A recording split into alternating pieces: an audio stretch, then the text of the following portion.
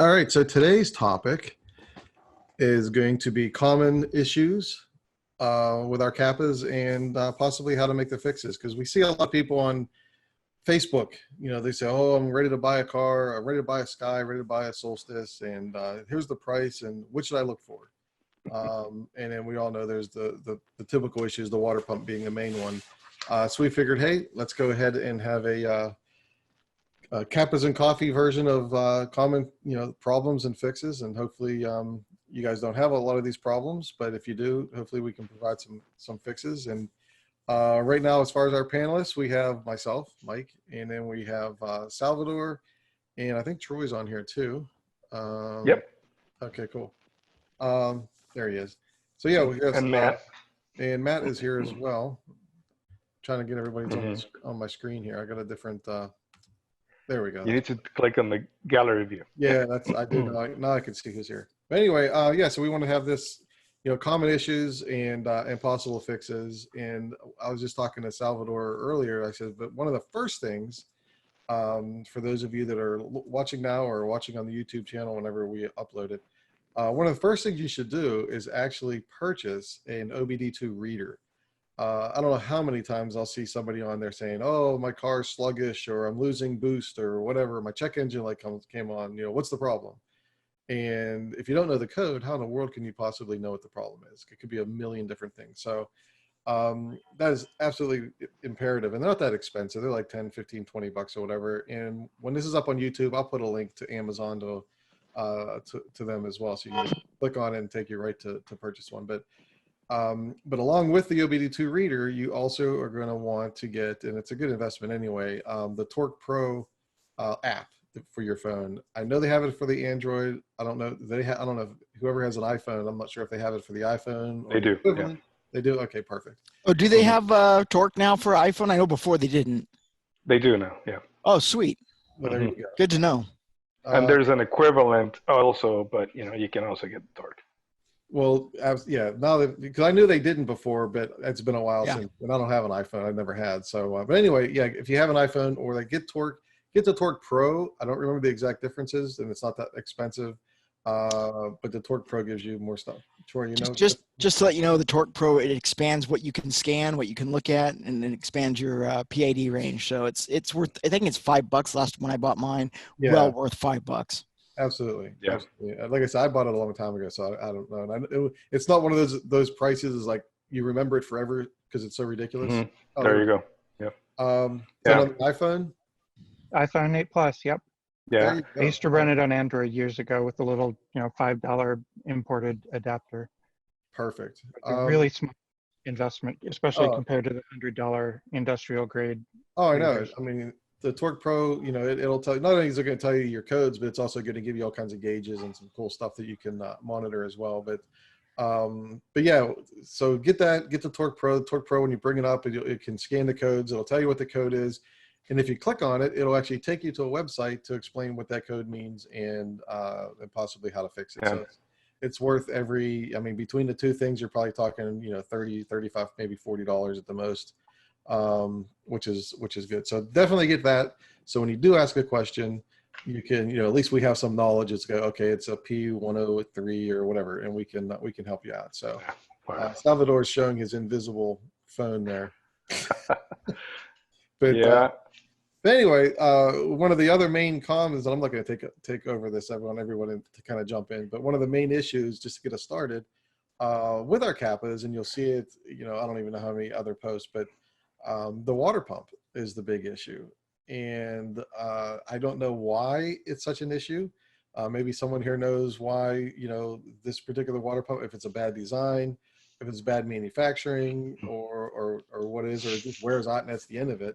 I recently changed mine simply because I was putting a turbo in, and I had it all apart anyway, and it was leaking. Something was leaking. I wasn't sure exactly where, but it was leaking anyway. So we just took that out and put a new one in, and I'll show you what one looks like. Now this isn't the one that I used. There's kind of a big difference between an aftermarket one and the stock one. And from what I understand, I don't know if you can kind of tell, but inside there is the fins for the blades, or the blades, you want to call them, The OEM ones are metal, and a lot of the aftermarket ones are plastic. I did get this one from somebody locally here, and then somebody told me you definitely want the metal ones, not the plastic ones. I don't know why. So I said, okay. So I went back to an OEM and put that in. But this is basically the water pump. And what's really, and I don't know if it's just with our cars or not, but what's interesting is it uses this gear. Oh, there we go. It uses this gear instead of a belt to drive it. Whether that's beneficial or not, I don't know. But the pain in the neck about it is when you're installing it, and this is missing a screw or a bolt because we broke one. But when you're installing it, you have to pay real big attention to the gear that this goes up against doesn't move. Or actually, this is the gear, to be honest. So this gear doesn't move. So to do that, you need a tool, and this is the tool.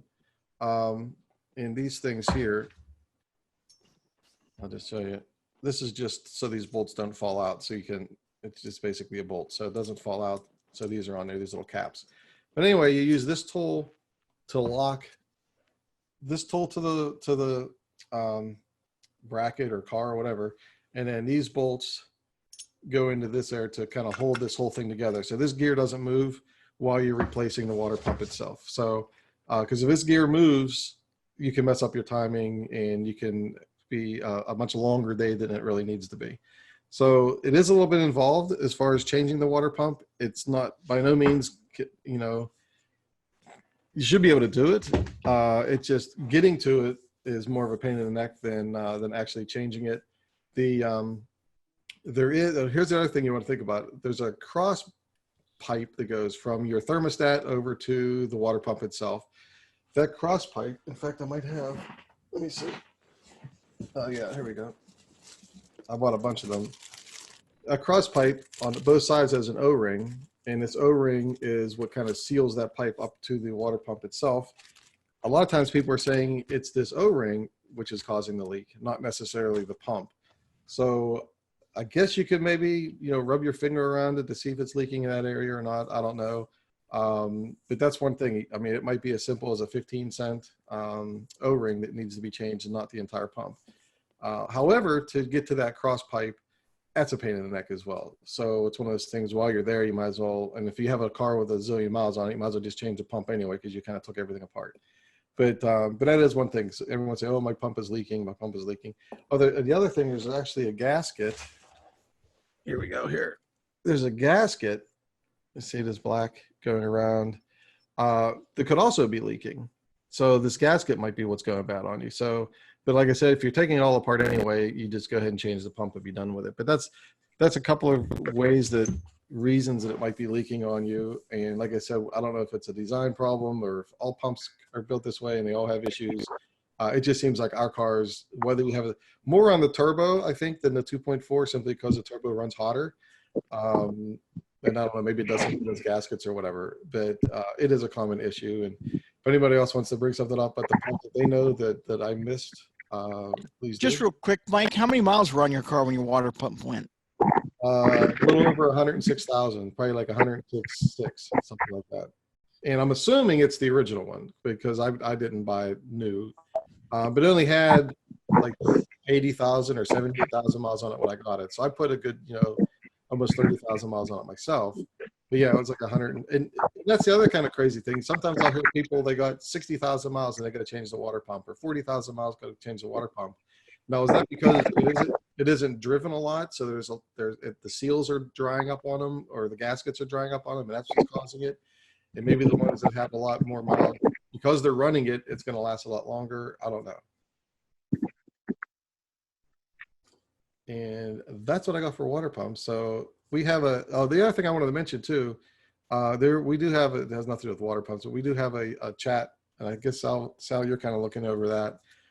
If you guys have any kind of questions or anything like that, please type them in the chat session and or the chat area, and we'll answer those the best we can. So, also speaking of the water pump, does anybody have any tips on the when you change the fluid, the antifreeze or whatever, getting the air out of there? No? Yes. For the water Yeah, I've pump, got a from tool what I for it know. here. So this is what is called a vacuum bleeder or coolant filler. It's pretty basic, but you do need to have compressed air to use it. This is a universal one I bought before working on Mercedes, but I've used it for the Solstice and the Sky with no issues. There's one hose that's meant for allowing the air to travel through the vent, pardon the noise, a little shop as well, to let the air travel through the venturi and create a vacuum on this end over here. This hose is the filling hose. This would go in your bottle, and basically you have a set of valves on top for controlling what is open to the air. So once you have the vacuum filled, you would, or once you have vacuum, you would close off this valve right here, which transfers the vacuum from the venturi to the cooling system. And then you would close off this valve, which is the air to the venturi. Then you would put this hose in your coolant source and then open this valve in order to allow the coolant to flow in. I typically will try to get it around 22 to 25 inches of mercury there. And then once I've done that, I'll open this valve, let it go down to about 5 inches of mercury, and then I'll close it again and let the air come in for the rest of it, because it will fill all the way to the top if you just let it fill completely. So you have to give it some air. Actually, yeah, that's definitely a more industrial grade one than. Well, actually, I've actually done mine twice. No, the first time is because I was just doing a normal antifreeze change of the fluid. No, I take that back. I just lied to y'all.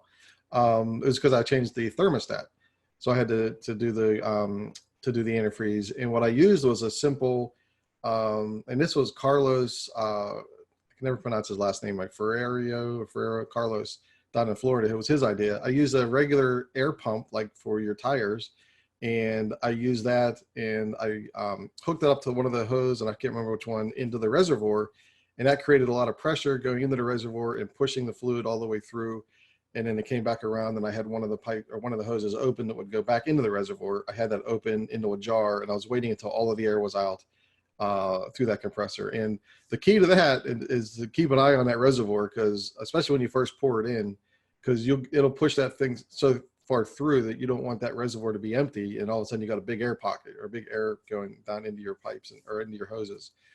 So I did that the first time. The second time when I did the water pump, I actually got something similar to what Matt just showed, but it wasn't nearly as industrial. It was just a hand pump kind of thing, and you attach it to the top of your reservoir. That pumps pressure into that reservoir, pushing the antifreeze through. And once you get the air pockets all done, you're all out of there, you close it up, you pressurize it again, and you just kind of watch that needle. If the needle just stays there for like 10, 15, 20 minutes, then you know you definitely don't have any leaks. And that's how I found the water pump leak too, is I use that, put the pressure in, and you can just see the water, coming out near the water pump. So those pressure things are so nice to have for diagnostic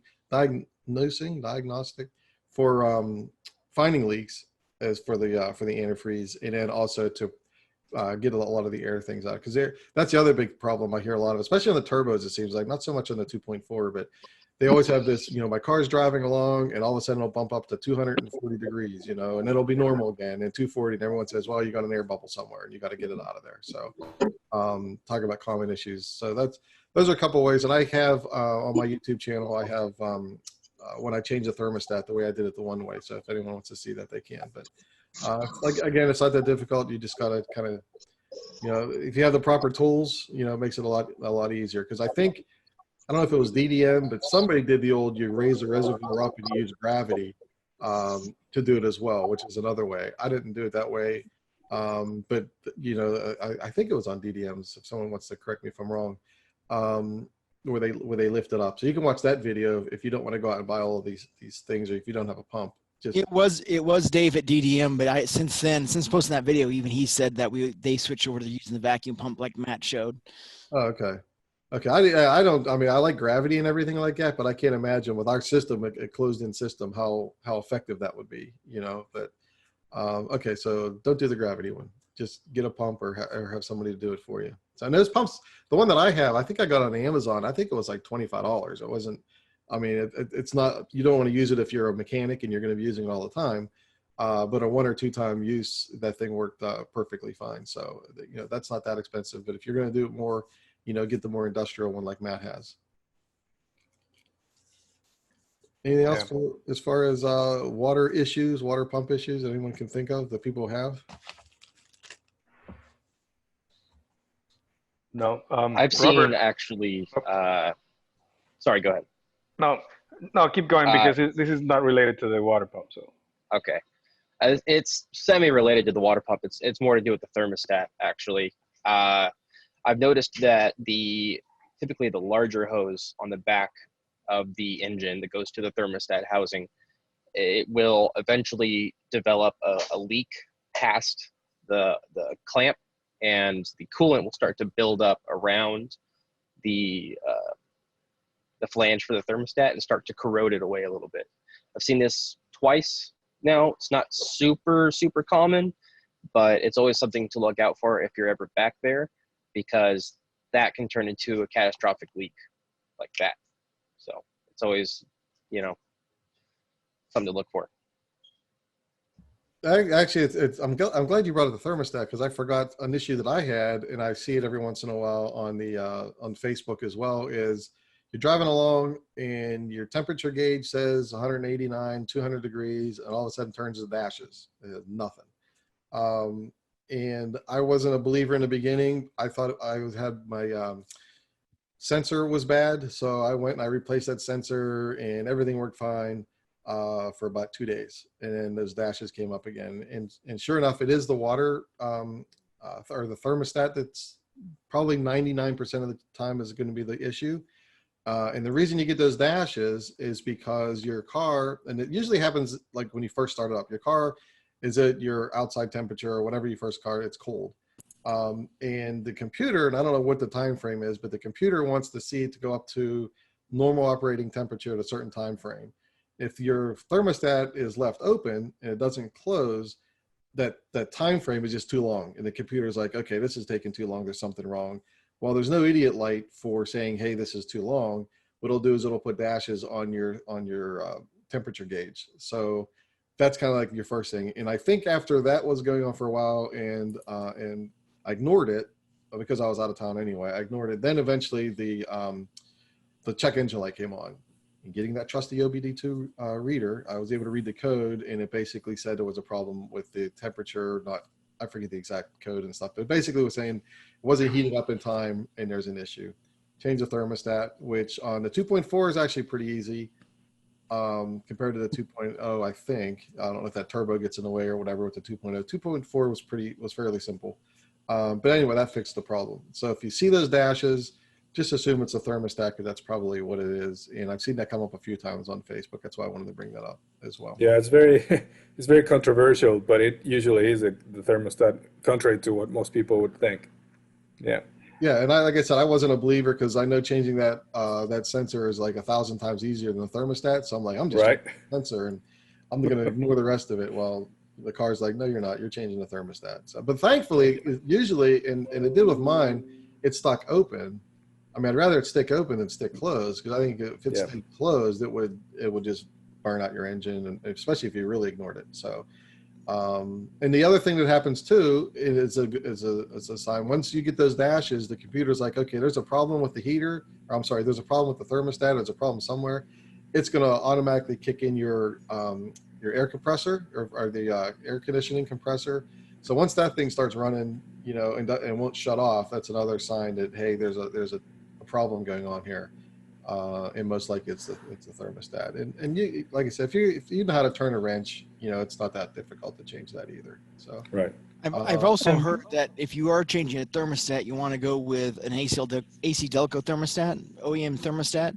That if you go with aftermarket thermostats, they tend to have a higher failure rate with our cars for whatever reason. That, again, that's what I've heard. I've already stuck with it. It's not that big of a deal, but just wanted to mention it. Yeah, actually, I heard it too. For most replacements, AC Delco is the way to go for these cars, because the quality is just, perfect. and very well engineered for our Kappa platform. So there's no reason to go to aftermarket for a lot of those parts. Which is kind of funny. Something, People were like, "Well, it's the AC Delco part that failed in the first place. Why would I get another one?" You know, but it is Yeah, but it lasted Yeah. 100,000 miles. exactly, So, you know. yeah. Yeah. yeah. Well, Robert So has a Mike- comment on the chat, and there's another comment over here, but this is not relevant to this. This is the camshaft position actuators. Well, thankfully, I've never changed mine yet, but I heard they're pretty easy to change. Super easy, yeah. And it's a Yeah. common issue with these cars. They throw the code P0010 or P0011, and that's when you know. We can't see them, they're invisible on Robert's screen, but Does anybody change theirs? Hmm. Oh, look at that. He got, yeah, have in there somewhere. Honestly, they're easier than changing spark plugs. They really are. Yep. Yep. yeah, they're one of the few things there's nothing in the way to get to them. Okay, cool. Yeah, there they are. Yeah. Matt has them on. And there's one, there are two different things. So you got to make sure you get one for each side, right? Mhm. Yeah, one is the exhaust and one is the intake. Yeah, if you look at Matt, you'll notice the plugs on those are different colors, and that's how you can tell which is which. Did they at least make them different sizes so you can't even like on purpose try to plug them differently? So it's No, kind of hard to just see different right colors. now. But on the back of here, it's not really going to focus that well. I don't know if you guys can see that. That's intake. It says INT. And on the back of this one, it says EXH for exhaust. Okay. There. So you Yeah, can't- they're different colors, but Can't see that's that. all. Yeah. But yeah, it's almost Right- like you got to right put there. them up on purpose. so you can't mess those up. Well, you shouldn't mess those up. Yeah, exactly. And And, speaking of- and to add to that, there's markings on the top of the engine that go along with that too. On the top of your valve cover gasket. oh it yeah, says it has a stamp. It has a stamped on there or something like that. Yeah. Yeah, so it's, you can't, unless you're really trying, you can't screw it up. So this, I mean, thankfully I haven't needed to change mine. But what are your typical, aside from the check engine light coming up, what does your engine act differently, or does it idle rough, or what's typical? Like, oh my God, something's going on. I heard that, I haven't had this happen, but I heard that if your downshift is real clunky and real hard when you come to a stop. Like I said, I've heard that from probably 20 different people, and I've never experienced it myself, but I changed it just out of abundance of caution. And obviously, that would be on automatics. With the manuals, I don't think you see as many symptoms of when they go bad. Just the check engine light just probably pops up. Mhm. Right. Yeah. Now, there's another question, and maybe we'll talk about it later, but it's related to body panels, and it's from Bob. It says, what are Kappa owners using to fix their trunks to have them stay completely open? Well, that's just a little spring that you can add to it, and there's another European mod that you can buy is a hydraulic sort of, how do you call this? Like a piston kind of thing. Yeah, and it has to be ordered It's a from strut. Germany. There you go. Yeah. I will say this, and I caution people about using the little spring mod, because what happens is if your trunk pops open and it's a little windy and a gust of wind catches it and throws it open, it can damage the trunk. Mhm. If you look at my car, when the trunk's closed, there's a gap between the back edge of the trunk and the taillight because it got caught like that and basically overextended the hinges, something like that, and kind of bent it. And you can't get it back in adjustment. The nice thing with the strut is it controls that trunk opening. So it still opens your trunk, but it does it slowly, and if the wind catches it, it's still going to keep it from overextending and damaging the trunk. It's well worth it. I know on the 06s and I believe 07 Solstice and Skies, you have to do a little modification to that area of the trunk to install it because they changed that in 08, and the design of that strut was meant for 08 and later, but it still works. I have one on my Sky, and I had to do a little drumbling and cutting back there to get it to work. No, you just need one, right? You don't need one on both sides. Correct. It's just one unit. And I believe the strut size is 7 to 7 inch compact and 10 extended? Yeah, I don't know. I haven't measured it. It's not that big, but you have to have the little mounting bracket that has little endpoints on it to go on your trunk and your frame. Right. Yeah. That's a rough estimate, but I mean, if you wanted to do the mod yourself, you could get the adapters for it, and a 7 to 10 should work. There's a guy that has another YouTube channel, and I can't remember what the channel is, but he actually has a video where he doesn't show the installation. He kind of shows it's already installed kind of thing. But I think he had to do that mod that Troy was talking about to get it fixed. But if you want to see it in action, I guess you just search somewhere on YouTube for it. Yeah, I just posted on the chat where you can buy it. It's GT Manufaktur. It's a German website. I think on Chrome or Firefox it can get translated into English, but it's all in German. So, Well, we need some German-speaking people here. I don't remember any of my German anymore. I remember real little. The two important phrases, einmal Bier bitte and wer ist das Badezimmer? Yeah, exactly. That's Sounds all you need. Where's the bathroom? Is that one of them? Yep. Wo ist das Badezimmer? That's all you need to know. Those two phrases, you're good to go in Germany. Das ist richtig. That's funny. So, Bob, did you get the answer for that? The site is right on the chat. Yeah, I got it. Thank you. One of the other common things that I see a lot on Facebook as well is the infinite door handles. How they're pulling their door handle and boom, it just breaks apart. Again, knock on wood, hasn't happened to me yet. But for those of you who don't know, and I believe it's the same door handle as the Cobalt uses. So Correct. if you go on eBay or Amazon or whatever, and you're looking up Saturn Sky door handle and you can't find anything, well then, I don't know if it's particular years or anything like that, but if you search for the Cobalt one, it should be a direct replacement. Also, the Cobalt ones are already reinforced. That's the problem with our handles is there's a place where you put in a couple screws to hold the door. And in ours, the screw holes are just kind of bare and molded there. And the later models, they molded ribs in between them to reinforce and prevent the breaking. That's what causes them to break, that it's just not strong enough. And I think you can get black ones or whatever from them as well, which I think is kind of cool. If you don't want to. If you've ever seen pictures of my car, the door handles are painted the same color of the body, and I got black Cobalt handles because they're ready to paint when you get them that way. Okay. Yeah, but they're not shiny. They're a little matte finish.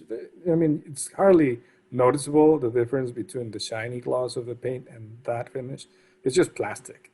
But well, they're meant to be painted. That's why they come that way. Right. It's like they're primed for painting. That's why they're flat. Yeah. Nice. You can also, if you don't want to go that route and you want to get chrome sky handles still, you can always take the handles off, or if you're getting new ones, just use the new ones and fill that area around those holes with some epoxy and let that dry before you put it back in the car, and that will reinforce that area like the Cobalt ones. Well, hopefully mine don't break on me, so I don't have to worry about it. But so it's just a matter of, you got to take the door panel off from the inside. Is it just the bolts or whatever on the inside? You just take them off and put the new one on or whatever? Correct. I think it's 3 or 4. And it's Okay. just, you have to get to from the inside. Yeah, which isn't, I've taken my door panel off, I don't know how many times. It's not that, it just basically pops out. I think there's a couple of screws up by the at least on the Sky, the interior latch. There is a cover, there's a screw behind there you got to take off first, if I remember right. But then when you take at least that one out, then there might be another one, I don't know. Then it just pops out with the things. Yeah, I think there's one up there behind the handle. There's one, if you look like where your grab handle is on your door, there's a little panel there that I think you pop off. I think there's one behind there, and there's one on the back side of the door in the door jamb area. And I think it's just those 3. But the thing you want to be careful of, you just don't lift it off and take it off when you get those screws out, because there is a cable that runs up to that little door handle, and it's where it attaches at the handle is plastic. It's really easy to break that section, and that's really going to give you a pain in the butt if you do that. just posted it helps at all right now. I know I'm chiming in a little bit late here, but since I've got the car right in front of me, you guys able to see the door panel? Yeah. Oh, you've set through right you've got a screw back behind the door handle. Sorry, the car's up in the air, so I can't quite read. One behind the chrome door handle. There's two 7mm screws behind here.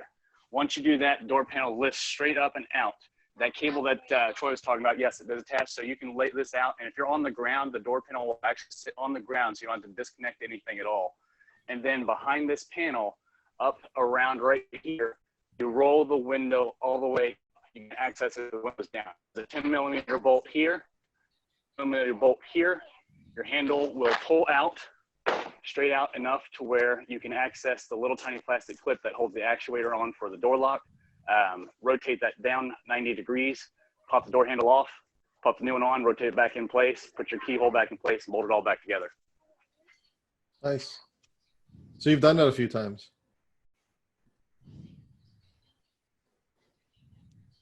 Oh, now we see his children.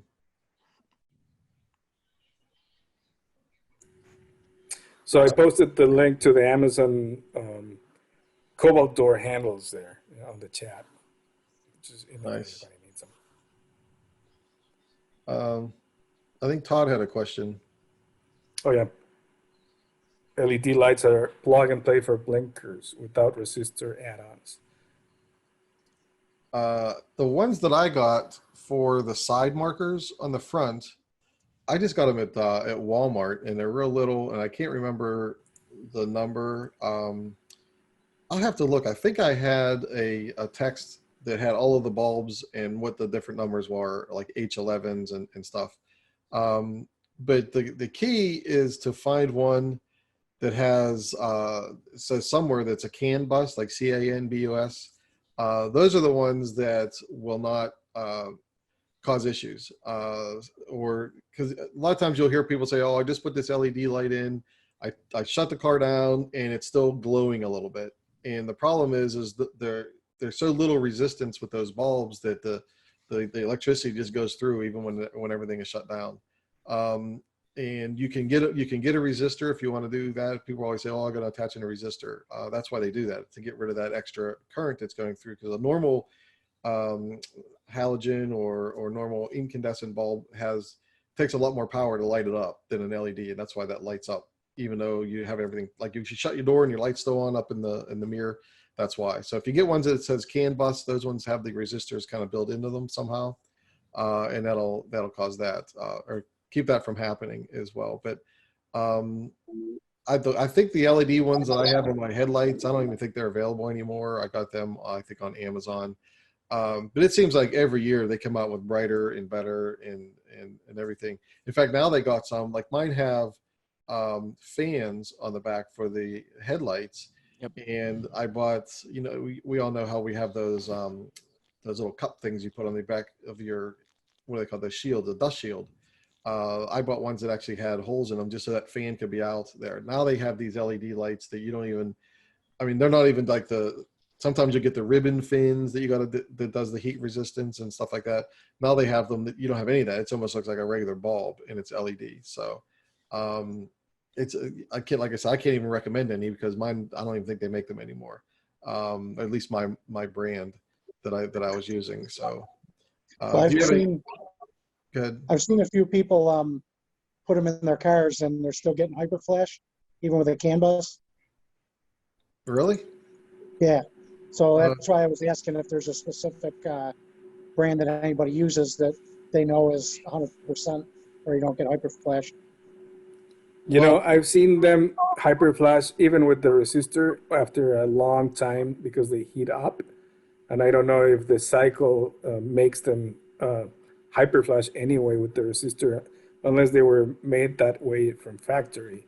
I really don't know much about them, but I've seen that happen too when, the first times or, before, if you are at a stoplight, they go normal, but after a long stoplight, they start hyper flashing. So. Yeah, I have LEDs in both my taillights and my turn signals up front. And yeah, I get that all the time if I'm in a long light. But I've added resistors both front and rear to mine, kind of had to, for the ones I had. They've been in there about 4 years. But yeah, I mean, for the most part, I know that changes all the time. I've seen some that are released, like they said, that they have the CAN bus to them, but like Todd mentions, they've kind of been hit and miss. I've just left it alone and kept my resistors. Well, I have the switchback ones up front, and they came with resistors as well. And I think unless I have, well, here's the interesting thing with the resistors is what really heats up supposedly. And I was supposed to drill in to hold the resistors and strap them in and everything up front. Well, I couldn't get my drill in there because we all know how little space there is. So I was using zip tie things, those plastic zip ties, and everyone's like, "Oh, they're going to melt and everything else because it's going to get so hot."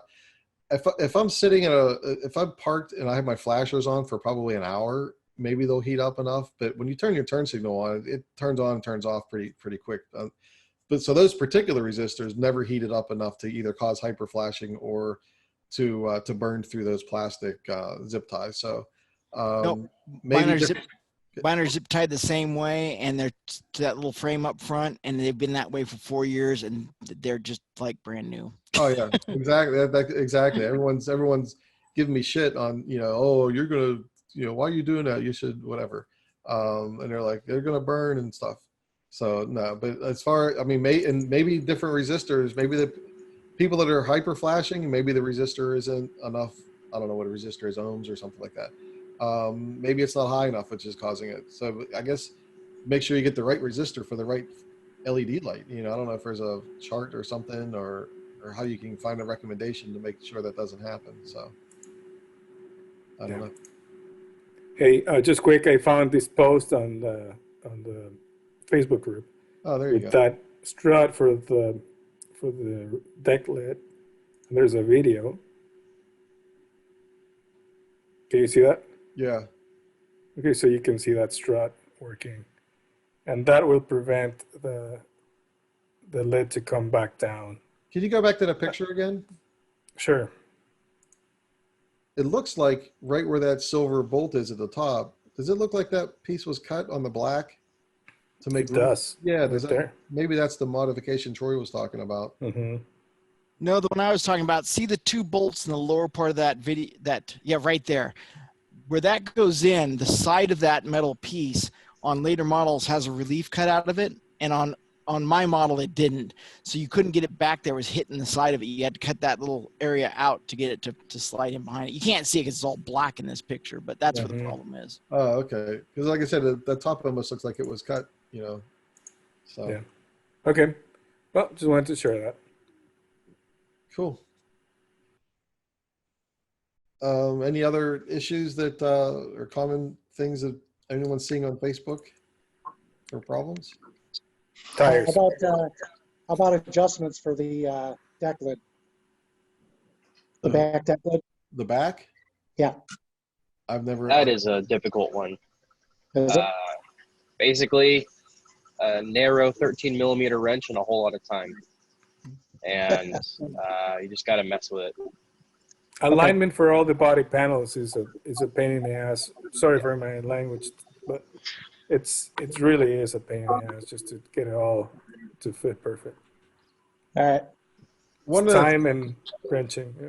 One of the problems I was having was it sounded like a freaking bird was chirping in my car when I would hit bumps and things like that. And it was one of these noises where you couldn't tell if it was in front of you, behind you, or I was just like, it was like in stereo. It was absolutely ridiculous.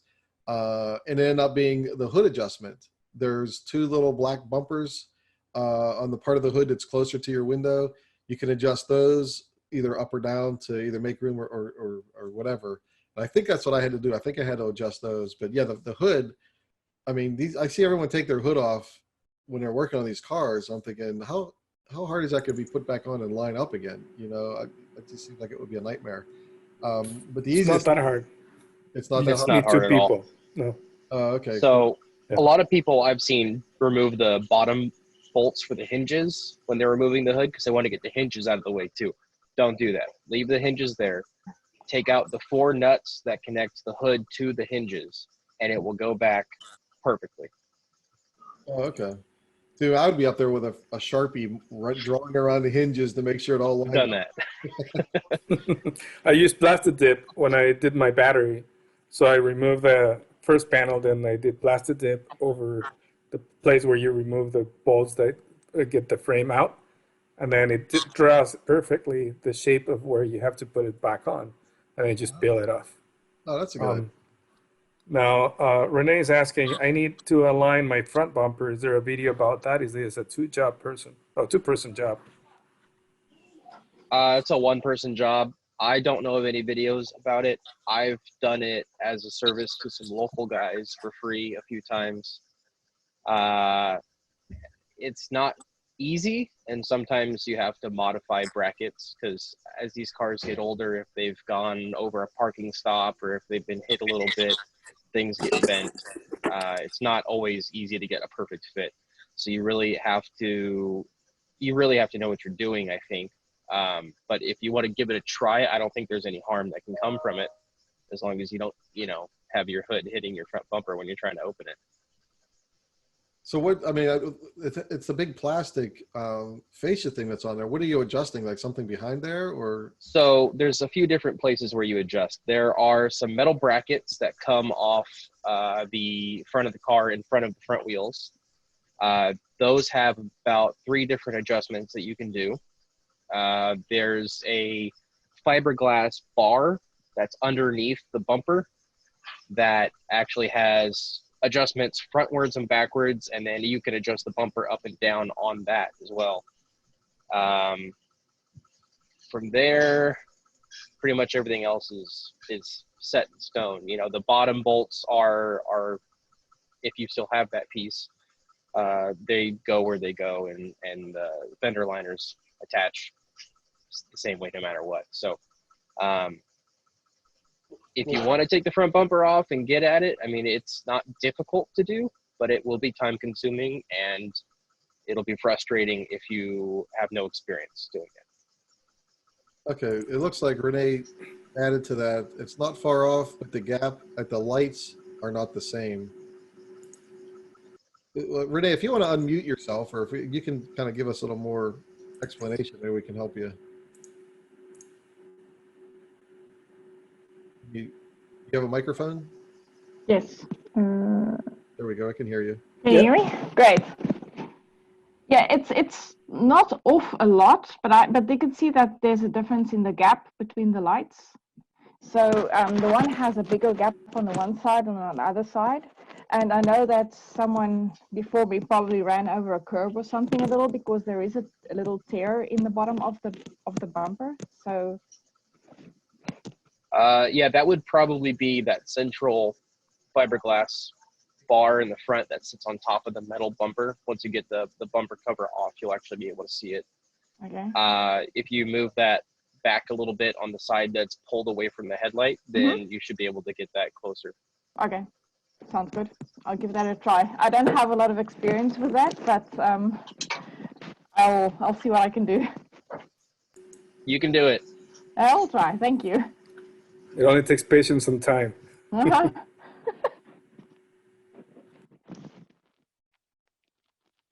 Okay, staying with the body theme.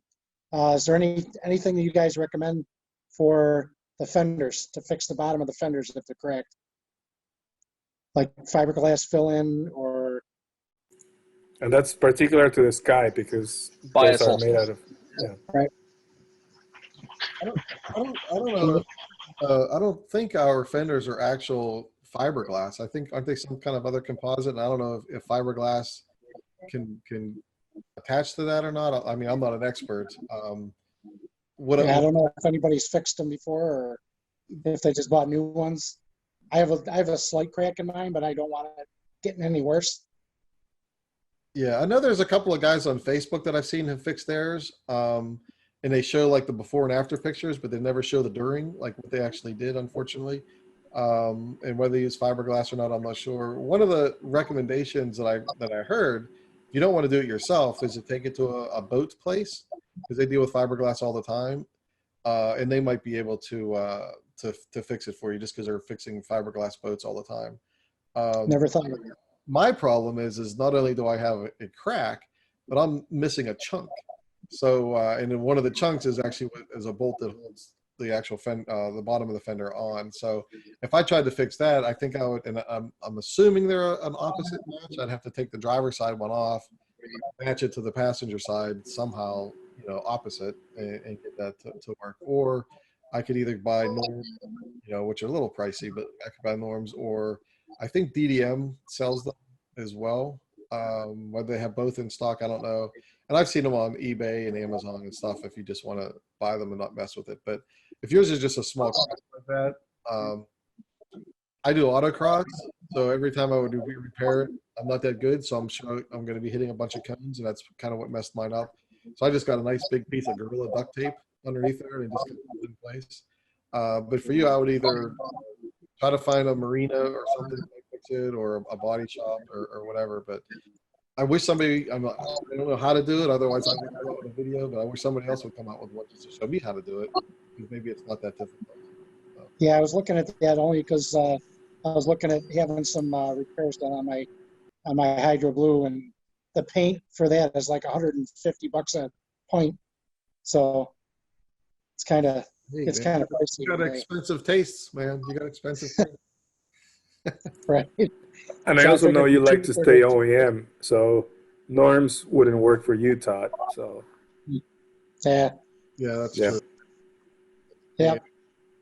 All right. Getting back to the headlights, it's kind of funny because I get this question all the time when I'm at Cars and Coffee or whatever. If you ever pop your hood open and you see those white things that look like little horns that stick out, does everybody know what that does or what those are for?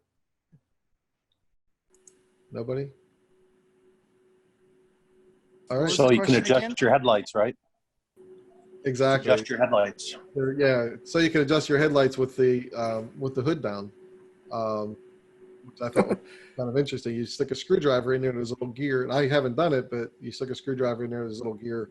It'll adjust them. I'm assuming up and down, because obviously when your hood's up, it's just it's just facing the ground right in front of you, and you can't really adjust much from there. So I just thought it looks like a little white horn.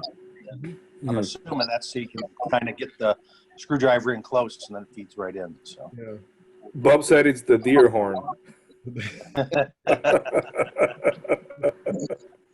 So staying with the headlights, what do you guys recommend for cleaning them and keeping them from yellowing and getting all funky again?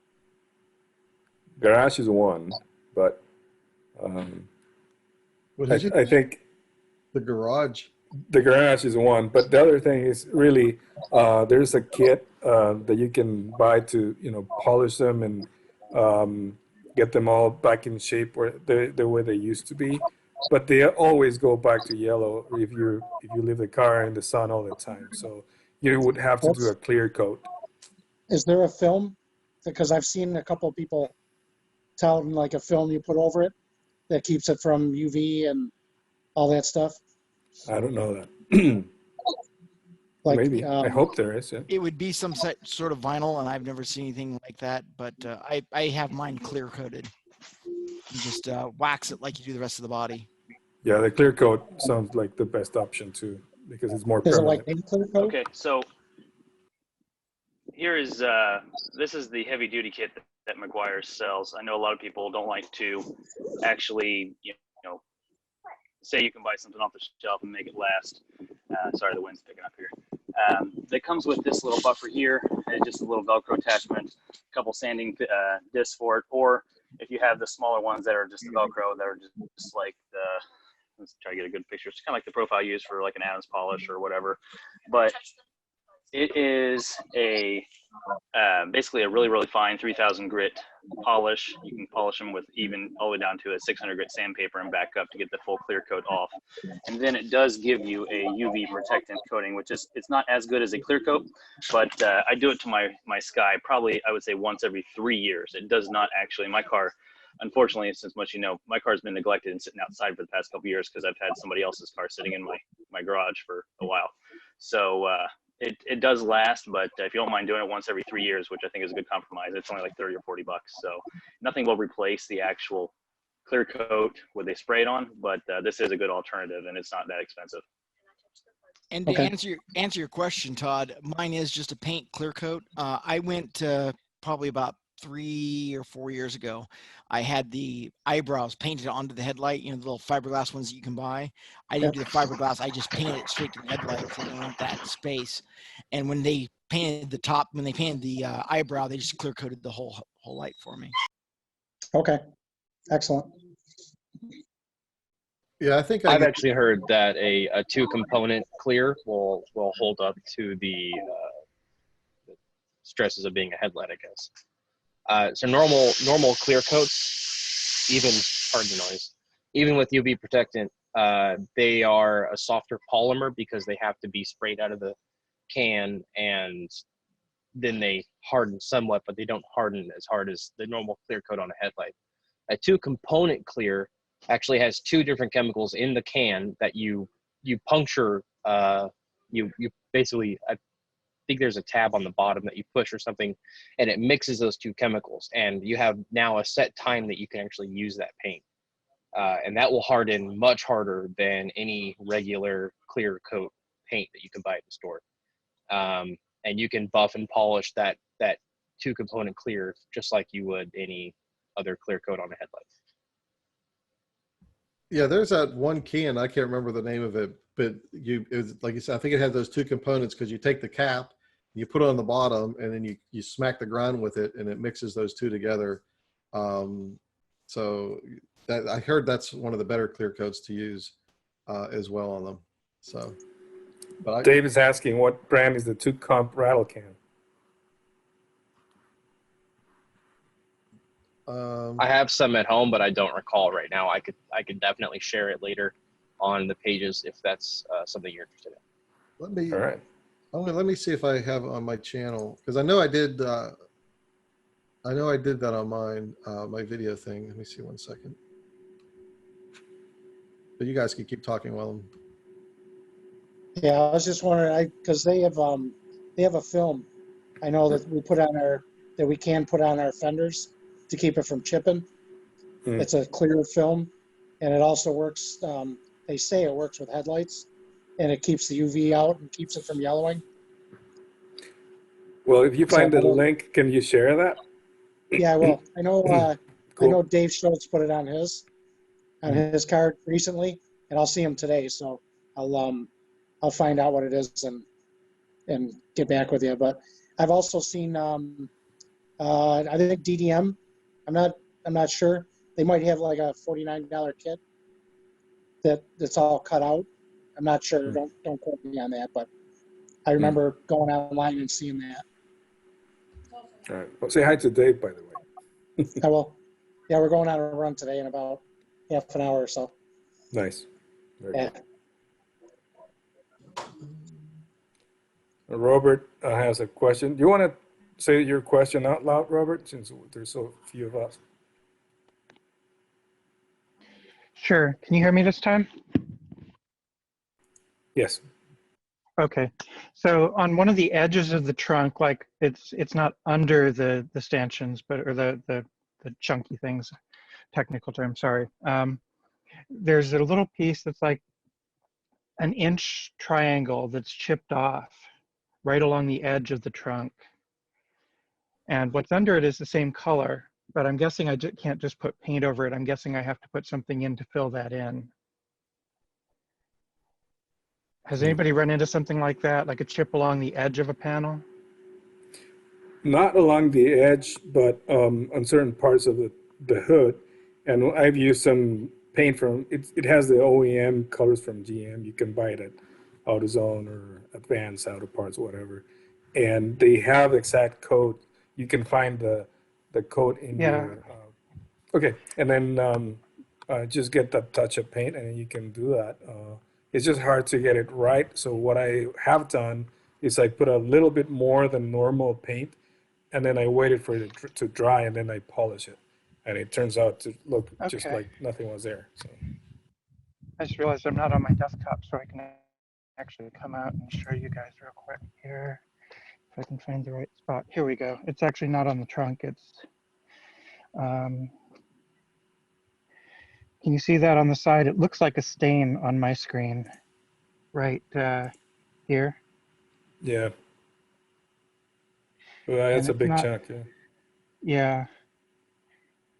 I mean, I'm not going to win any car show awards for this, but it bugs me every time I notice it.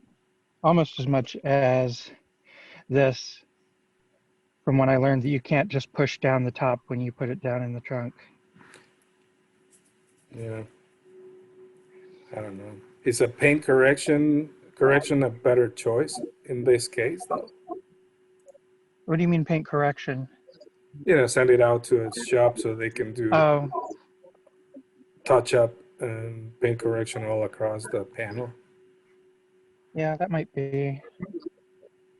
I mean, I have the just paint from Automotive Touch Up. Just a thought for your gap there. They do make body panel spacers that you can put behind your the screws underneath there to lift the back bumper up. Yeah.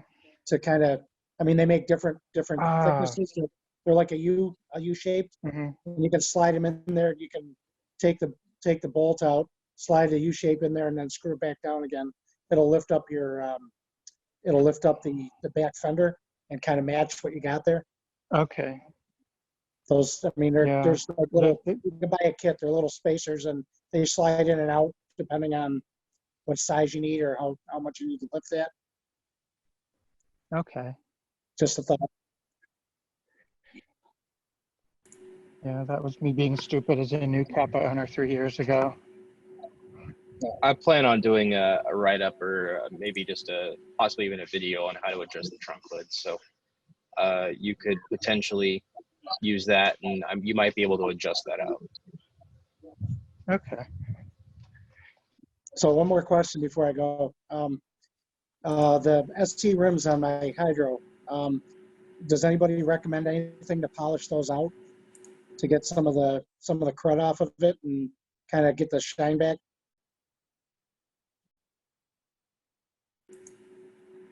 for the wheels, you mean? Yeah, for the rims. Are they chrome, aluminum? They're aluminum. They're polished aluminum. They're Polished the aluminum. special edition ones on the 09s, the 10-spoke. I would just use aluminum polish. Aluminum polish, okay. And what kind of a buffer? Yeah, I would use some sort of an electric buffer or tool to clean it up as much as possible. Okay. If you saw that video that I did, I hit that P21S, I think it's called, did a really good job. Now that was on my chrome tips, so whether it's good for aluminum as well, I guess I can look on the label or whatever. I know the aluminum and the chrome, you can't mix them because it'll corrode real bad. And that's why I would cautiously recommend it until we find out whether they use it. But yeah, well, Mother's has aluminum. I mean, there's probably so many different brands out there. Chemical Guys, everyone seems to like Chemical Guys. Okay. I think the only Chemical Guys I think I have is to make the tires shine or whatever. But apparently Chemical Guys is a really good brand, so they probably have something that you can use. I didn't know if anybody had a process to buff those out or if anybody's done that before. I'm just thinking elbow grease, you know. I don't know. I mean, unless you have a because I know you can buy those furry fuzzy balls you put on the end of your drill, but if you don't have a drill that you can do slow and fast and stuff like that, you don't want to burn. Right. Yeah.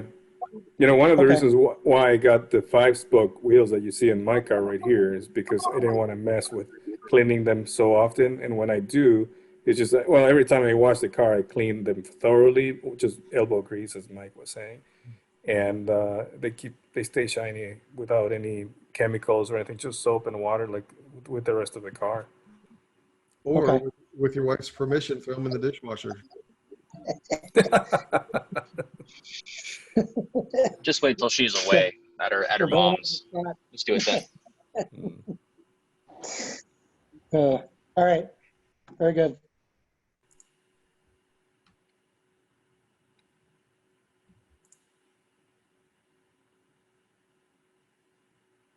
Good. Actually, I have a kind of a question. You were muted. You're good now. Yeah. Oh, I'm good now. See, well, you know what? I'm on my laptop and I use that little goofy square thing, and sometimes you barely touch it. It does stuff and you don't realize it. But anyway, for those of us with the sky, I don't know if the Solstice has a, you know that shiny thing that goes around our gauges? It rattles all the freaking time. Does anybody, I mean, everyone says you put tape under there and do whatever. I try to do that and it still didn't work. It's like it's a separate piece and it doesn't fit in there nice and snug. And it literally, you just go over a cooked pea and the thing will start rattling and stuff. Does anybody fix that? Yes. This is fabric tape. It's made by Tessa. Okay. All right. This is felt tape. You can get it in different thicknesses. It's adhesive on the back. And what you can do is just apply this anywhere there's contact between two panels, and it will eliminate the vibrations from that area. That's awesome. You can just, I guess, get that online Amazon or whatever. Okay. Yeah. Because I used one of those foamy double-sided tape from 3M, and I went around and then cut tiny little pieces, and then I trimmed pretty much all around the area of that vessel, and it's not rattling anymore. But it took me about 2 hours, like test and try, and then go for a run, and push the car, and then see again. And it's an endeavor, but it's worth it. Oh yeah, because it'll drive you nuts. It is driving me nuts. So. By the way, trying to get an early 2000s GM vehicle to not rattle is quite the task. So I salute you on your endeavor, but I expect you to fail. Yeah. So I have a problem that's in that area. I don't have that rattle that I'm aware of, and I even have a cell phone vent clip on there. But I find I get blinded by that shiny panel on top of the instrument stuff in the center. Other than better sunglasses, has anybody found a solution for that? A matte finish vinyl. You could put a clear vinyl that's got a matte finish on it, and that'll dull the reflection from it. It'll diffuse the light better, basically. And then you won't have that issue. Okay. Alcantara. Put some of that on there. Yes, I've got a Surface keyboard that's got that stuff on it. Fun. See, it's kind of weird. I've never had that issue with mine. I don't know. I don't know why, because I'm taller and I'm at a different angle or whatever. But I hear that is a common complaint. It's too shiny. And I don't know if people are using too much of that, whatever that spray is, that shines up your plastic. I think I just use a microfiber to dedust it. And sometimes I get the reflection off the silver frame around the shifter as well. I think part of that may depend on how far I put the seat up or down. Yeah. But you're probably a little bit taller than I am. I'm about 5'9". Yeah, I'm 6'1", so a little different. I'm on a mission of de-chroming all the parts in my car. So the bezel that goes around the gauges and the shifter and all of that is chrome. It's going to go away into something else. But then again, I have the brushed aluminum dashboard kit on it too. So sometimes the reflection from that is crazy, depending on the time of the day and and the day and the year. But so how are you getting rid of the aluminum? Or I'm not the aluminum, the chrome. Are you just paint it or plaster dip it or what? Paint it. Yeah, I'm gonna paint it black. Yeah. Of course. Speaking of dash kits, I know I have one, Sal has one, Troy has one. How's yours holding up? Because I get that question all the time. As far as mine is holding up really well because it's real metal, it's real aluminum. But the kit came with some stripes that go on the door, some door seal kind of panels. Those were not real metal, and they looked like shit. Sorry for my language again, but can't help it. So those didn't look good anymore, so I had to throw them away because those were made out of vinyl, and they had a paint that was imitating the aluminum, and it looked good. Like they fooled me. I thought they were real, but over time they started to fade, and then you could see the plastic behind it. Where did they go? What part of the door? Right on the top of the door, as it turns and curves down. They look. I'm gonna try to find a picture somewhere and share my screen in a little bit, but it's an addition to the kit. It's an option, and I purchased it. It was not cheap. It was like $95. Are you a remin kit? Yes. Yeah, I have the same ones with the carbon fiber look on mine, and they are a pain in the ass to get to stick to our plastic, that football textured plastic stuff. I may wind up getting more pulling these off, sanding that area down, and reapplying them to get them to stick better. They look great, but they lift. See, I must be lucky because I have the door ones as well, and they're staying on there. You know, because especially at autocross, I have it baking in the sun for like all day. You know, with the top down, and I'm not having any problems. But me being the semi-dumb, I'll be like Sal, I'm going to swear, the dumbass that I am. I think I put a bunch of stuff in my passenger seat, and it rubbed up against it and put this scratch because it's the black. It's really nice black, not chrome, but shiny. And I put this freaking scratch in it. It's like 2 inches, and it sticks out like a sore thumb. So I was thinking about either getting a new one, but I don't want to spend that kind of money, or just getting a black Sharpie and just fill that little area in, and maybe nobody will see it. But yeah, I mean, I'm not. Thankfully, I'm not having any issues with mine, which I was expecting to, especially on those door ones, because I know Troy originally was talking about it coming off and things. But and maybe I used a lot of that promoter stuff, because they give you that little pin thing, that promoter on there. So yeah, I use that on mine too. And when it sits out in the sun, when it's warm, they look fantastic because they shrink. Mm-hmm. But when it's sitting in the garage, or if it's overnight, they expand, and I get these little bulges in it, and it makes me mental. Yeah, one of mine on the door started to come off as well, and it was a pain. Every time I try to open the door, my finger or like shirt or something would get caught in that little gap, and it just drove me nuts. And then with the fading, I was like, throw it to the garbage. I didn't want it anymore. So, but the rest of the kit is awesome. It looks like new still. It's funny you bring up that fading, because that just made me think of something. I know near where the window comes out of our door and how that kind of comes down, at least on mine, it's like really like light. It almost looks like there's a white film on there. And some of the people I've seen online, and I don't particularly care for the results, but they'll use a heat gun, kind of heat that area up, I guess, to, I don't know, somehow bring out moisture or something like that to bring it back to the original color. Have you guys ever ran into that issue, or you know what I'm talking about? So the way that works is there's a lot of, whenever the plastic gets scraped, it has a lot of little fibers essentially that come off of it. And in the light, it looks white or whiter. It makes it look more pale, I guess. Mm-hmm. And when you use the heat gun, what it does is it actually melts those back down, and they stick back down to where they were. And so you get rid of that light effect, and it just goes back to being the base color.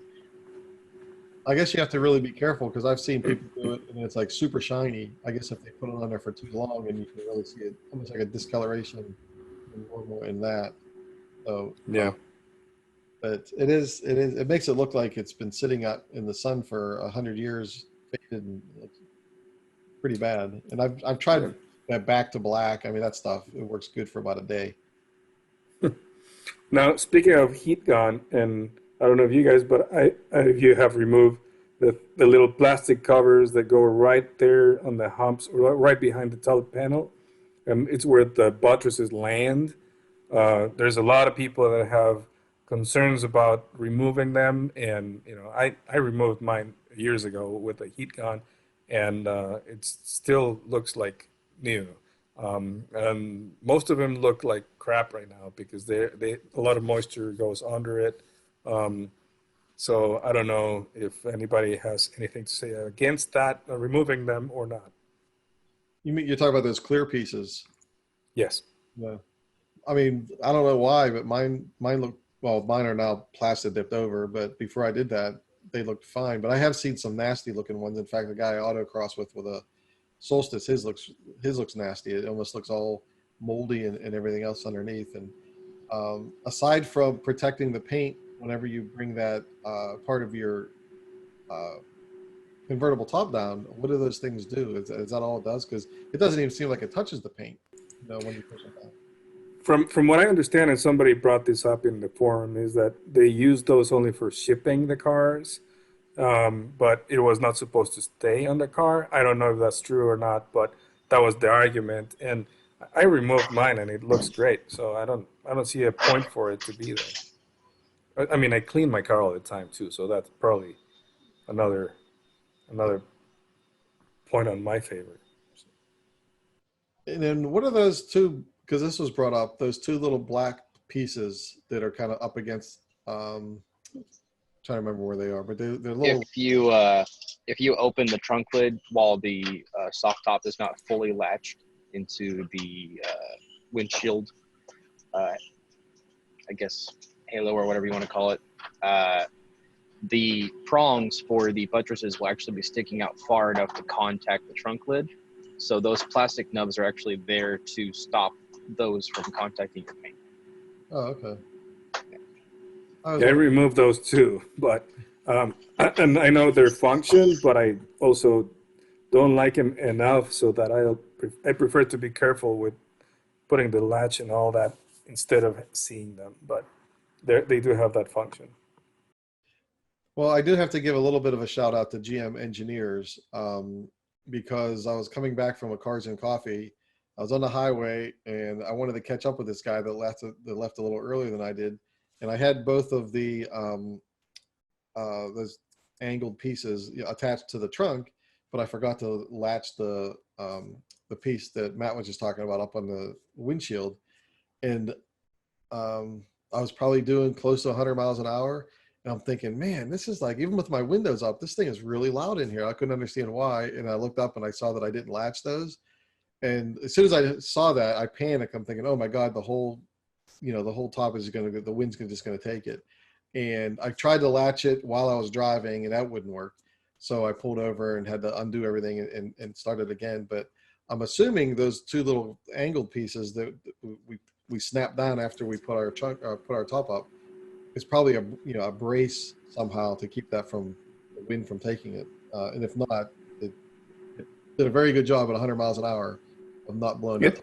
And that was in Mexico, right? It was in Mexico, no. Absolutely. Yeah, right. Yeah, it was in Mexico. I go to Cars and Coffee down there a lot. All right. Any other common issues that we know about or that we want to address? I know, Salvador, you brought up tires, but that could be a whole. Well, no, just the original tires is, anybody can get whatever tires they want, but don't stay with the original tires at that age. 6 years is maximum for the rubber compound to expire. And even if you have 0 miles on your car or 2 miles and the tires still smell like new or look like new from the outside, they're definitely dry rotting on the inside. Mm-hmm. And 6 years maximum to keep the original tires or any tires, and then you need to replace them because rubber compound expires, and no matter how much you take care of it, if it's in the garage, whatever, it doesn't matter. They need to be replaced. And maybe some people have a different opinion. From what I've researched and from what happened to me, I really would never keep tires more than 6 years anymore. Yeah, the most extreme time that I've seen that, a friend of mine has a 308. It's a 1980, and it was either last year or the year before last. I visited him, and I was driving it around, and we stopped and we started BSing about, because I had my car there, he drove mine, I drove his, kind of thing, and he says, "Oh yeah, and look, these are the original tires." Thinking, dude, are you kidding me? Like 1980, and you have the original tires, almost 20 years. And I said, thank God we didn't go on the highway somewhere. It's, I don't drive it on the highway. I said, well, you should, not everything has to be original. It's like, change the tires, drive it around. I'd like to see one with the original oil. I'm sure the guys that have like 4,000 miles or 3,000 miles on theirs, they probably do have the original oil. They figure, well, I only got 3,000 miles on it. Why do I got to change the oil now? Just because it's or the gas maybe. Or the You gas. probably wouldn't see it before you smelled it. Yeah. Well, that's a good topic to bring up. As far as people that have these low mileage cars that they're proud of, which is good. How often, if you're going to have it as a a showpiece. You don't want to go travel with it. How often should they drive it around a year to keep all of the seals and everything lubricated so it doesn't mess it up? That's a hard question. Yeah. Really depends on the different systems on the car, specifically for the Solstice in the Sky. If you have a turbo, you need to probably drive it at least once a week, or more. Not more, but I would drive it once a week. I mean, but it really depends on how many little miles they want to put on the car. You know, if you're not going to drive it, at least start it and let it run for 5-10 minutes. You know, let the oils move, let everything move, and experience cooling and a heat cycle. Because Right. if you just let it sit, you're going to wear out spots in bearings, in seals, in tires, in brakes. We even have it on brand new cars. It'll sit on the docks for 6 months. They'll come here to get sold, and we already have to replace the tires and the brakes because it's been sitting. You can't sell those brakes or tires because they won't function like new. Yeah. And this is a good point for those who have to store it for the winter.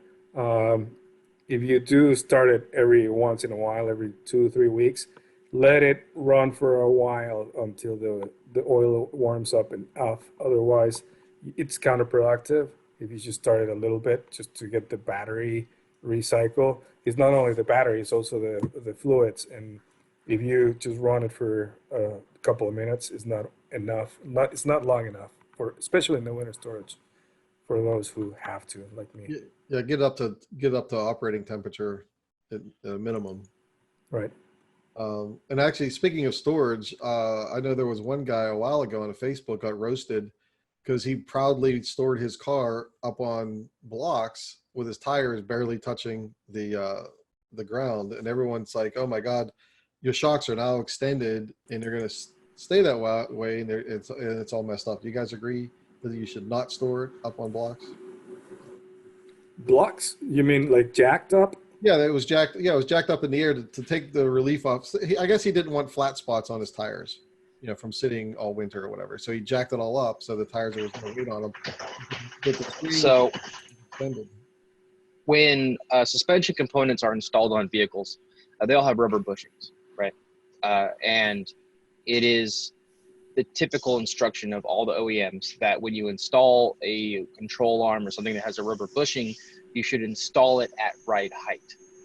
So a control arm in its neutral position, if you just were to take it up in the air and have no weight on it, would sit at its regular right height.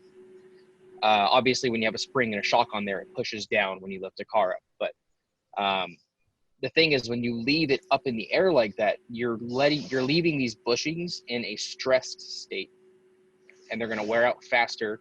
They're going to degrade faster, and you're essentially going to ruin your control arms, which last forever on this car anyway. But you're going to ruin your control arms for no good reason other than you wanted to save some money on some tires when you could have just taken the wheels off and put the jack stands under the control arms instead. Right. Well, and then the other thing is the wheels and tires. If you're running summer tires and you store the car for the winter in a non-heated garage, you're going to ruin those tires anyway because the cold is going to damage the rubber compound in the summer tires. So what I do is I have a separate set for winter storage with the original wheels and with just like whatever tires I have. And those are just to have the car in the garage. And then when the summertime comes, then I put these wheels that I have on the picture with the summer tires. And the summer tires stay inside the house in a storage area where it's a little heated. So I know storage can be a little tricky, but it's worth it. Unmute. Is it better to store them vertically or stacked on top of each other, or does that not matter? I always stack them. It doesn't matter. Yeah. If the car's weight isn't on it, it won't matter. Right. They take up less. And then Bob says, for winter, I overinflate my tires instead of jacking, no flat spots. The tires really, after, even if they're sitting for couple of months, 3 months, 4 months even. And then after you drive them, even if you had a flat spot, it goes away after driving it for a few minutes. Like the flat spot is not really an issue. The issue really is the rubber compound and the cold in the winter. So that if you're running summer tires. What about people that use covers? I always hear they cover their car and then they go in the spring and next thing you know they had a little mouse or something that made its way in there. Do you guys recommend covering it or just going out and cleaning every once in a while, like in your garage? Well, I'm gonna let somebody else answer, but I don't cover it anymore because of moisture gets trapped in those. Unless you get a moisture a free cover, but also mice and all other creatures like to stay there because it's a little bit more protected for them. So the more you give them, the more they'll want to be there. And I wouldn't cover my car because it's if it's inside the garage, it doesn't really make sense to have it covered, in my opinion. Yeah, well, thankfully in Nashville, I can drive almost year round. Troy, I guess, is the same way with California, so we don't have to worry about that. But you snow places. Oh, I used to be in Pittsburgh, and I did not like the snow. So, any other? I know we're kind of coming up to our end time here. Any last questions or comments or anything as far as common issues? Well, just for winter storage, just to finish that chapter, I would recommend some fuel stabilizer when you put it in storage for the winter. That's what I do. I fill up the tank, and I also do an oil change before and after. Even if I don't drive the car, maybe it's an over exaggeration on my part, but I do oil change right before and then after when I take it out. And thankfully, this is probably one of the easiest cars to do an oil change on anyway. So If you have more than 80,000 miles, you need new shocks. People don't think they do because it's a pretty sporty car and it still handles really well. You need shocks. I need shocks, but I'd love to get my BC coilover someday. Robert says in North California, getting ready for winter means fill up the tank. Well, speaking of winter, any recommendations on battery? I forget what they call it, like trickle chargers or battery. You leave battery tenders. Battery tenders. Thank you. I had a senior moment there. Yeah, I have a battery tender, and it charges the battery or keeps it at a certain charge. There's a difference between trickle chargers and battery tenders. So the battery tender, it just keeps it at the same charge the whole time, and you don't need to remove the battery or anything. The trickle charger, it charges the battery, but if you keep it there all the time, it can cause some fire. It's a fire hazard from what I understand. I might be wrong. If somebody else has a different opinion, please let me know. Well, you have a lot of different ones out there. Matter of fact, I just picked one up because my car's been sitting recently, waiting for me to get time to deal with the rear main seal on it. But it was a charger and a tender, and so it will charge the battery at a low amperage rate until it reaches maximum, and then it switches over to a tender mode rather than like a trickle charge mode. And it works pretty well. I had it on there. It's actually got connectors for it to where you could plug it into a cigarette lighter and charge it tint it that way, or you can mount a pigtail to the car permanently and you just plug into the pigtail, or it's got the alligator clips if you're just doing it, temporarily. And my battery was dead to the point of lights wouldn't come on. I threw that on it over a couple days. It brought it all the way back up, and the battery's holding the charge, and I just left it on, and it was fantastic. No heat issues. The battery was cool. It was perfect. About $50 through I think we got it at Lowe's. That's where I picked that up. Nice. Now we're like 5 minutes away from ending the session, but I know that Brian was gonna show, or maybe I don't know if he's ready or not, but he was gonna try to give a sneak peek of John Scher's V8 Sky. Brian, is that's still an option or not?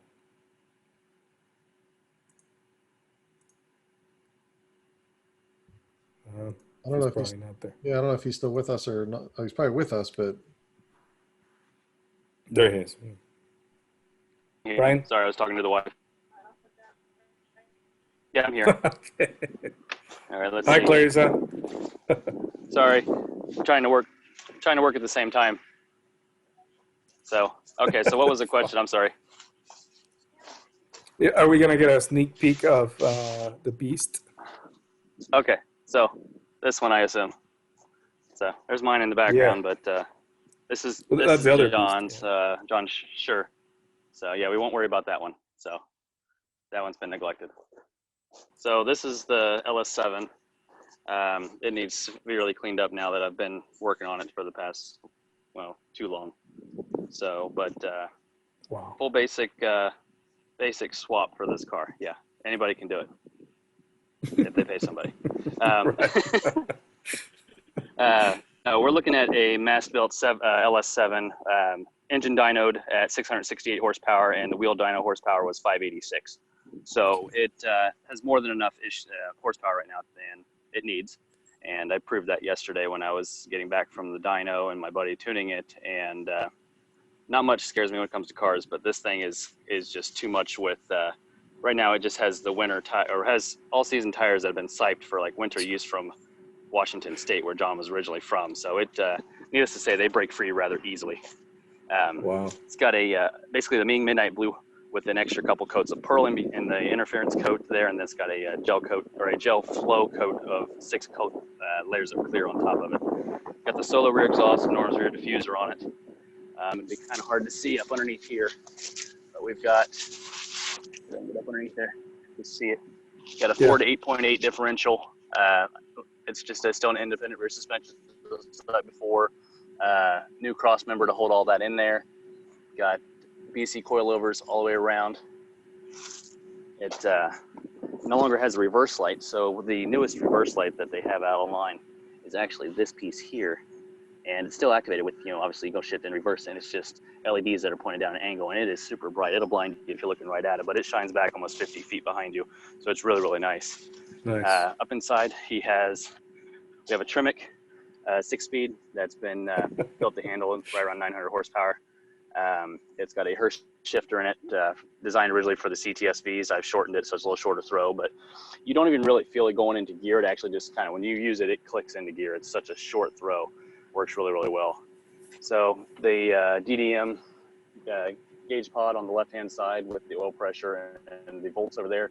And then I'll come around to the other side and make it a little easier to show you guys.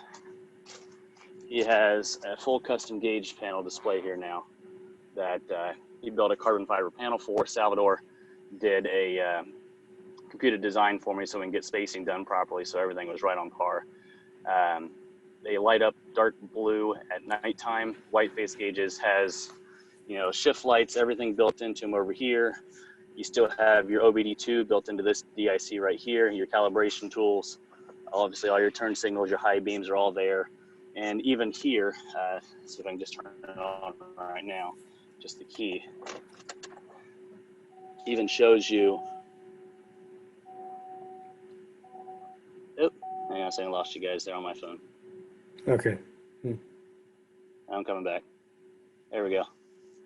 Even shows, you know, digital mileage. Kind of hard to see right there. It also shows a check engine light if need be and all that stuff too. But I used original mounting of the Sky gauges on the backside, and then the chrome trim that's around is actually the OEM chrome trim from the gauges. So I kind of mixed and matched a lot of the stuff that we already had to make it look somewhat original, but still have a little bit of custom look to it. Wow. He originally had the wood dash that you guys had talked about earlier in there as well, and it's been holding up for several years now with no issues at all. Has it on the, you know, the radio and the e-brake and everything.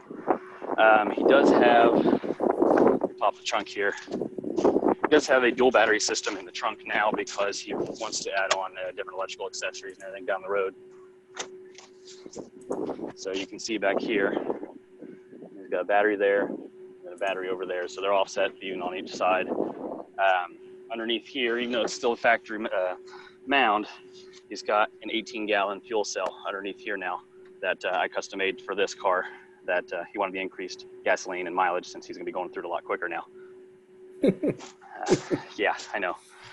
And, you know, replace of the battery, you can see down here is the custom ECM, the E67 running the engine standalone harness system, which controls all of that there. But over on the other side, this is where a lot of people get confused. You still will look down here and you'll still see the Bosch ECM also from the original red line. Oh. So what I've done is he wanted to keep all of his factory controls. He wanted to keep his ABS. He wanted to keep his air conditioning. He wanted to keep all of his HVAC. Everything of that runs off of the BCM. So if I eliminated that ECM, we would lose the BCM capabilities. Wow. So they are tied together now, and he does have air conditioning on this car. It does work. We just charged it up the other night, so it is working. It's running. That little teeny tiny air compressor right down there. Kind of hard to see. I know this engine's kind of jammed, but it's down there. All new hoses, all new AC lines. Built all those myself. Crimped them all. Built into the factory system. Charges there, and the original, you know, port's still back there. No changes there at all. Like, a lot of the stuff is still pretty similar to the Sky Solstice Kappa system. So we kept as much as we could. You know, original coolant reservoir brakes. Power steering obviously is over on the driver's side now because of the way the LS is set up. We have the Griffin or the Howes radiator, just a you know, super thick aluminum radiator, and then pull that zip tie out there. This is actually, and of course you guys probably saw earlier on the group on Facebook, the factory fan kind of went out on me and it was blowing fuses. So I modified an aftermarket fan to fit the OEM fan shroud, so you can't even tell that it's an aftermarket fan now, and everything works off the factory controls. Everything's in there now and running. So not much else unless you guys got questions. That's amazing work, Brian. Do you have another battery in the trunk? Yeah, now they put the trunk up. So there's one there, and these are both advanced glass mat batteries by AC Delco. So they're factory batteries with 2 AGMs. That way I can mount them in the trunk without having a vent and having to worry about them. Wow. So, and then we also, as I get some stuff out of the way, I know he has a switch down here, so he can switch between the one battery and the 2 batteries. So, or run both of them depending on if he's running extra accessories or whatever, but it gives him the option also for just a straight out fuel cutout or a electric cutout. Wow. So. Brian, this is amazing work. So I'm guessing a lot of this is custom made for this conversion. And are you, what does this mean for Kappa House? I guess that's the question. Well, right now, the wife wants me to take a break even more because she wants her husband back. And, you know, as most of you guys know, we've had issues with this thing over the past year. Yeah. From wiring harnesses to even like the current wiring harness we had some issues with. The engine itself last year had some issues that had to be sent back to Mast, and they completely rebuilt it and sent it back to me. So those are things out of our controls. I'm not bashing any people at all right now. Just you know, issues come up and we had to take care of them. And now we're back to this day. John's supposed to be here later on tonight, so I've got a couple little things to fix up right now and go from there. Mm-hmm. Nice. That's amazing. But a lot of the custom stuff that you made for this car is a good learning experience for you to develop your own sort of kit of parts, I suppose. Well, of course, yes. And you can kind of see the blue really shining in the sun there. Mm-hmm. Nice. When I built this thing, obviously the engine mounts, the transmission mounts, the differential mounts, everything I made myself. It was a challenge because I've done suspension work, but never to this caliber as far as basically changing out everything. And then talking to drive shaft shop and them telling me that, you know, they might be able to help me out with a pair of axles. They ended up not being able to. So I went to a couple other companies. I got a custom set made. Had to figure out how to mount the actual 4 to 8.8 differential and still be within the specs of the factory drive shaft tunnel and the angles. It was that was probably the biggest challenge of all was the suspension itself. So awesome. So this is obviously this is probably like the Rolls Royce of V8 swaps that's out there. But if a typical person just wanted to do a nice okay, get rid of the 4-cylinder, put in the V8. What would be a typical charge price for something like that? Like I said, I know this is top of the line, but if you just right now, for like, let's say, you have you have a large list of options right now, whether it be for a basic, 5.3. I mean, even if you want to go to the 4.8, it's still an LS motor by design. But I mean, obviously it's the smallest one, but 4.8, 5.3, 6.0, 6.2. The 5.3s and 6.0s are getting to be really nice right now. You can build a decent 5.3 with anywhere from 400 to 440, 450 horsepower, and you could still have fun with this car because it doesn't weigh enough. That 400 horsepower in these cars, as some of you guys know, is more than enough. And the base cost, I would say, for probably a 5.3 or a 6.0 right now, if I did it, was probably going to be anywhere from 16 to 18,000, and that's including the engine, drivetrain. Obviously, we have custom add-ons like John has here, but a base swap, you're probably looking max probably 18,000 range, and that's with me doing the work as well. Well, that's not that bad. I mean, and you want to keep your Kappa, but you want the power of a Corvette. There you go. Mm-hmm. Right, and that's the biggest thing is people are getting the cars cheaper and cheaper now, and if you want to do it yourself, I can help everybody along the way. Of course, most of you guys know you've hit me up at one point or another, and I've try to be as much help as I can. But these are not hard cars to work on.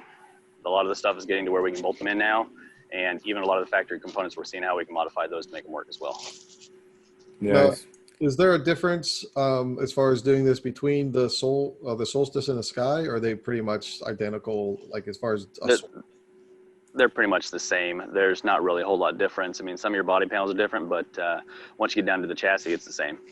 Nothing's really going to interfere. Obviously some of your brackets for your bumpers and everything up front are different, but from the middle of the chassis back, it won't matter. Okay. Nice. Hey, Brian, can you show us the Kappa house shop? Oh yeah, sure. It's kind of a mess right now just because I've been so busy. But I'm out here in the middle of nowhere in Orient, Ohio, and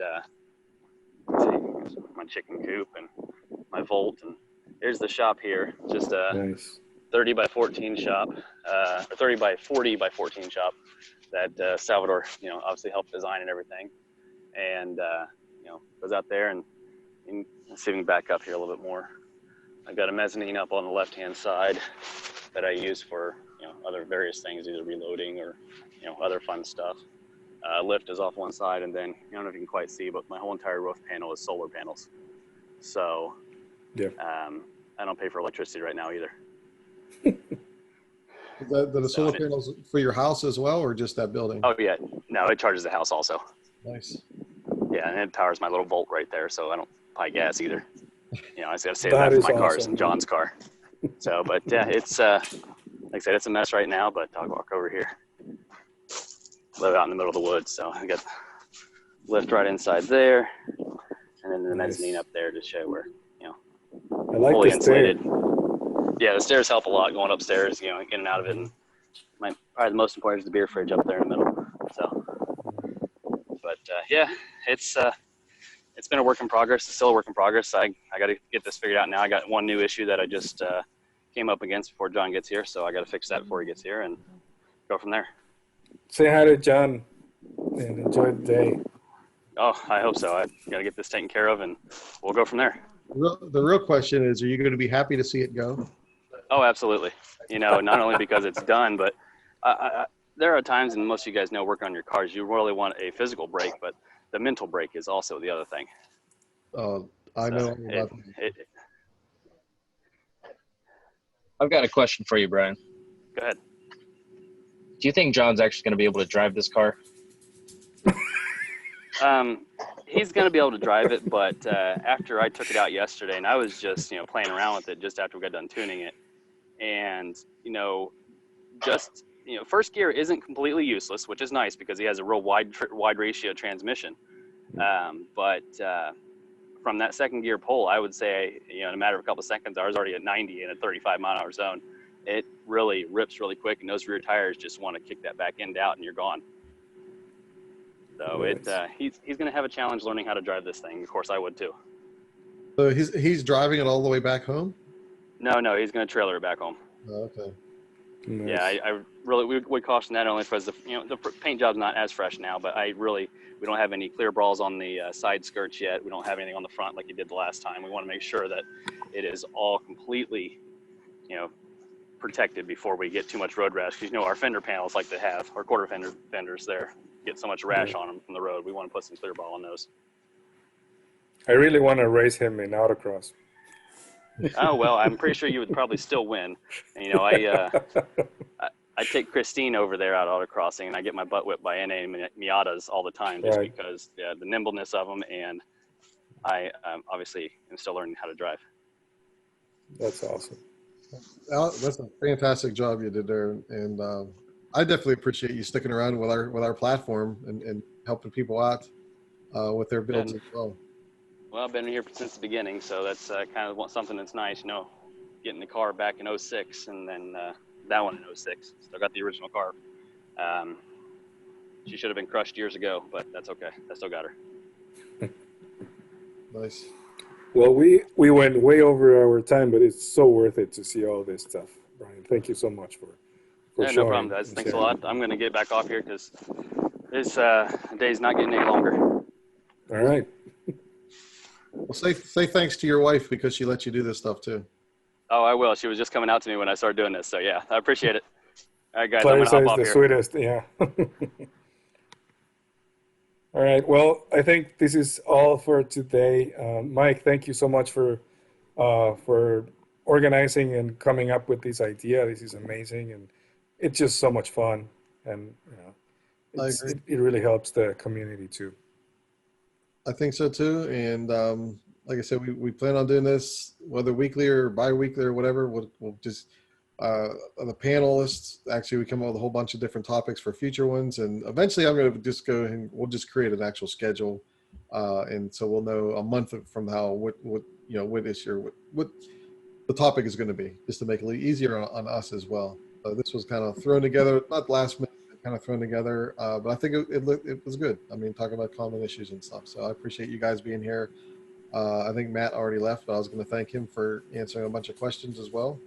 But anyway, that's all I have. If nobody else has anything else, I'm done. Another good session. Yeah. Thanks everybody, Bob and Robert, for staying on till the end, and Troy, of course. And I'll send the recording to Mike, and he'll post it on YouTube. And I learn something from you guys all the time. I didn't hear what he said. I said I learn something new from you guys every time. Well, that's good to hear. We know we're not wasting our time then. So. All right. Well, I'm going to end the meeting now, and have a beautiful weekend. Yeah, everybody stay safe. Absolutely. Bye. Have a good one, guys. Bye-bye. Bye-bye.